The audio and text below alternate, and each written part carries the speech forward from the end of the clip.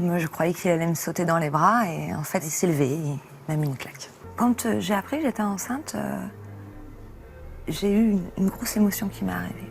Une émotion de peur. Parce que là, j'ai senti que là, j'étais liée, peut-être que j'allais trop loin avec lui. La question, c'est, on le garde pas. Et là, il ne me répond pas, il se rentre dans un mutisme total. Il part se coucher et pendant une semaine, il ne m'a pas parlé. Qu'est-ce que vous dites à ce moment-là? Je me dis que je suis mauvaise, déjà.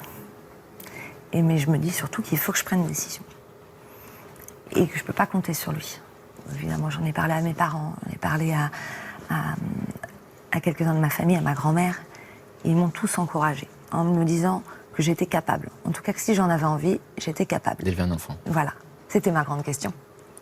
Et donc vous lui dites, voilà, j'ai décidé de le garder. Oui. Quelle est sa réaction? Moi, je croyais qu'il allait me sauter dans les bras et en fait, il s'est levé et il m'a mis une claque. En me disant que c'était pour les doutes que j'avais émis et d'avoir fait souffrir moi et notre enfant. Là, je me dis, là, je la trouve pas juste du tout, hein, cette claque. Mais c'est trop tard. Ma décision est prise et là, je me dis, ah mince, peut-être t'es prise au piège là. Vous le pensez à ce moment-là? Oui, je le pense. Alors il va s'excuser pour cette claque? Oui, bien sûr, parce qu'il s'excuse à chaque fois.